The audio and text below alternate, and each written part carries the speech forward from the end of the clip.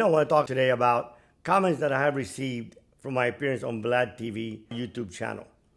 One of the things that strike me strongly is how many people hear my story and they want to know, what did I do? How was I able to overcome the things that I overcame? How I was able to go from being an ex-convict to building a multi-million-dollar company to retiring and being very successful. I call it reinventing yourself. As we look at life and it throws us a lot of different curveballs, we can either take them, strike out, tell myself, poor little me, I can't do nothing else, continue doing the same thing that I'm doing over and over again. If I come out of prison, go back to the same neighborhood, do the same thing, deal drugs again, go back to prison, and it becomes a vicious cycle. Even let's talk about in marriage. We get divorced once, then we find another person quickly. We get married. Oh, this is the one. We get divorced again. Then we find another one. We quickly get married again. And then we'll ask ourselves over and over again, why am I keep picking the wrong woman? When in fact, you're not. There's just one common denominator. You keep bringing yourself to that marriage. And that's until you fix that, until you fix yourself, you can't ever have a healthy relationship. And it's the same thing about reinventing ourselves. When I went to prison, I was 34 years old, twice convicted drug dealer. I knew that it was going to be very difficult for me to ever find a job. So if it was going to be very difficult for me to ever find a job, what could I do?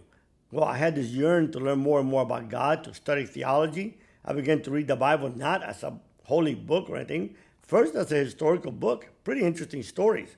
Then I looked at it, as an emotional book.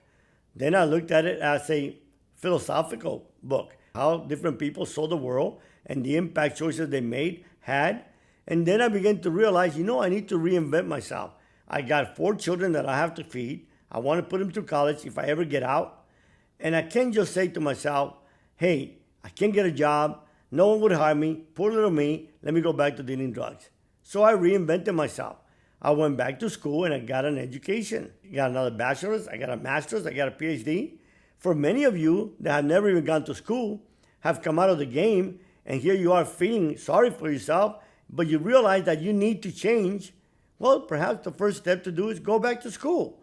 Take it very easy. Take one class at a time and start to build your intellect. Every single one of us human beings have an unlimited capacity to learn. So when I see that someone tells me, I'm tired of going back to prison, I'm going to go back to school, and they do, and then they go to college, and then they get a career, or even if they go to a trade, and they become a certified plumber, a certified electrician. It's all part of reinventing yourself. It's part of stopping that cycle of destruction, that negative mindset that tells you it's all society's fault. Nobody wants to hire me. What can I do? I need to eat. Truth is, yes, society will look down on you because you made a mistake. You made a choice that brings consequences. I tell people, listen, God forgives us. But the consequences of our life and the choices we make, they last forever sometimes. So when I chose to reinvent myself, I ended up getting a degree. And it was very painful for me because I went all the way to a Ph.D. And I remember the first time that I went into the Ph.D. program, I have full scholarship. I had gotten perfect in my exams. In my undergraduate and my master's, I had perfect grades. And also I'm listening to these young people. I've only been out of prison for 9 months.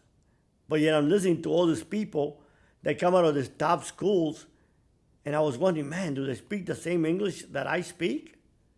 I remember giving my first paper, and the professor saying, how'd you get into this program? You don't even know where a comma is. And forever I'm going to remember her, Dr. Wendy Carter, and I'm going to be thankful for her, because she said a word that changed my life. I know that you got what it takes. Are you willing to pay the price? And that is the question for all of us. We all have what it takes within us. The question is, are we willing to pay the price? Are we willing to do like I did, get up at 4 o'clock in the morning so I can go to school and have someone teach me where to put a comma? My first degree was in accounting. My grammar was horrific. I just come out of prison. My first degree is in 76. So now we're in 1995, 20 years later, I don't know how to write. I know I could write sentences and I could put words together. I didn't know about commas, semicolon, but I did. I was willing to pay the price because I was reinventing myself. I was not going to be Jorge Valdes, the ex-drug dealer. I remember Walter Elwell, my mentor, saying to me, don't tell your story to anyone until you have a different story to tell. You know, those were the wisest words anybody ever said to me. And I was hungry. People were offering me $500 to go speak at a church, and he would not allow me. I was humble enough that I told him I would never make a major decision in my life until he approved it. You know, that's what was so part of reinventing myself. I never took orders from anybody. Inside of me, I was saying, like, who is this white dude that has never, ever experienced what I experienced, telling me what to do? He eats. I need to eat. You know, but I ate. You know, eventually I took a job as an assistant to the Greek professor and made enough money to eat in the cafeteria. And I was this whole process of the complete reinventing of myself. Then I got the degree. And then all of a sudden my dad died, and I decided I wanted to be a full-time dad to my kids. So I had to move to Georgia. I couldn't teach anymore. So I started a company from the beginning. So I was constantly reinventing myself. So when people say to me, how have you been so successful? For me, the key is real simple. I continue to reinvent myself. You know, reinventing ourselves means stopping insanity. What is insanity? Doing the same thing over and over again, expecting a different result.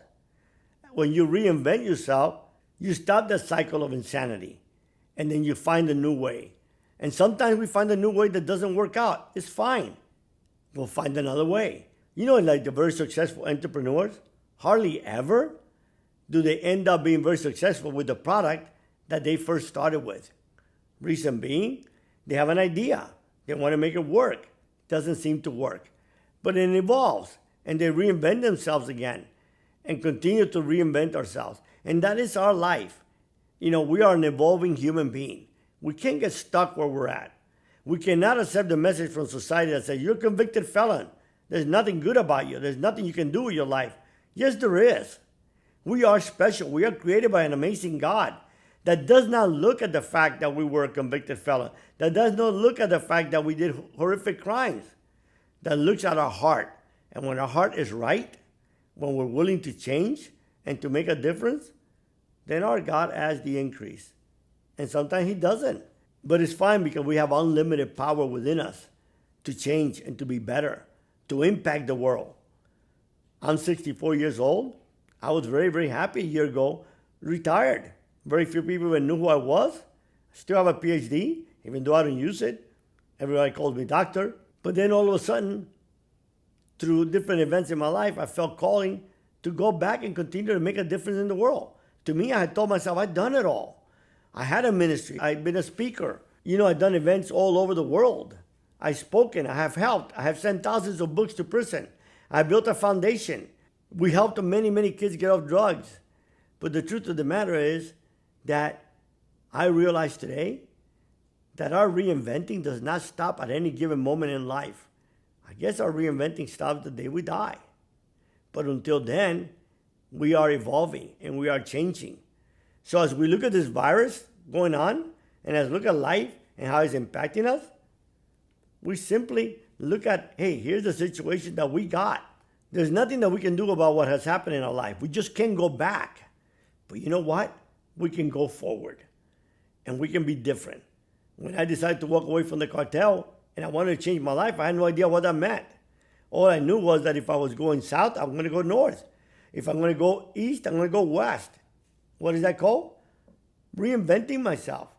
And then as I reached certain points in my life and some things worked out, others didn't, I didn't get stuck in the negative because I knew that I was special.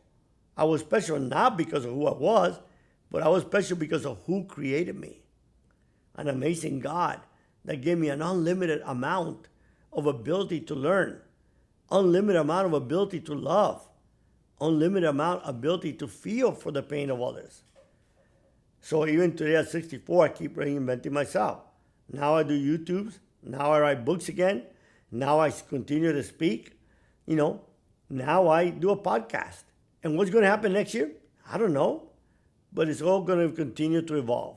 And I know that it's going to be great.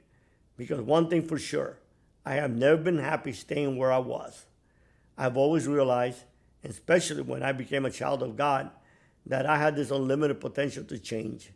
And as I changed, I made the world better. And at the end of the day, that's all that really mattered to me. It isn't changing to make me better. It is changing to make the world around me better. And we do that when we become better. So don't let your past define your future. Don't let your failures define who you are. I don't even know what the word failure means. To me, I look at anything that has not gone just the way I expected as just a learning experience. And I learn from that. In fact, I reinvent myself from that. So we're constantly changing. And you can too. No matter where you've been in life, no matter the situation that you have, no matter whether you're hungry, no matter whether you're homeless, all that you should know in life is two things. Number one, that you were created by an amazing God that loved you when you were the worst of your life. And number two, that He gave you an immense ability to regain and to reinvent yourself, to be different, to make a difference in the world, to be better for your parents, to be better for your children, to be better for your spouses, even your ex-spouses, just to be a better human being. As you look at life and you believe that, and as you build a mindset that tells you that you were created for greatness, believe it, and if you believe it and you reinvent yourself, you will become all that you ever dreamed you wanted to be. God bless you.